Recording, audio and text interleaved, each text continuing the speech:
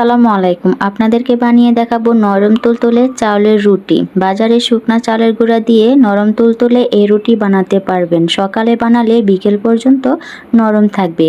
দিয়ে দিব 2.5 কাপ পানি, স্বাদ মতো লবণ। বলক আসার পর 2 কাপ চালের গুঁড়া দিয়ে ঢাকনা দিয়ে ঢেকে 4 মিনিট অপেক্ষা করব। 4 মিনিট পর পানির সাথে ভালোভাবে মিশিয়ে নিতে হবে। মেশানোর পর আবারও ঢাকনা দিয়ে ঢেকে 4 মিনিট অপেক্ষা করব। হালকা ঠান্ডা করে ভালোভাবে মথে নিতে হবে। মনে রাখবেন, যত ভালো করে মথে নেবেন তত কিন্তু রুটি সুন্দর হবে। একটা ভিজা কাপড় দিয়ে ডোটা ঢেকে রাখতে হবে, না হলে ডো শক্ত হয়ে যাবে। এখন রুটিটা যতটা সম্ভব পাতলা করে সবগুলো রুটি বানিয়ে নেব। রুটি যতটা পাতলা করে বানাবেন, ভাজার পর রুটিটা একেবারে সফট থাকবে।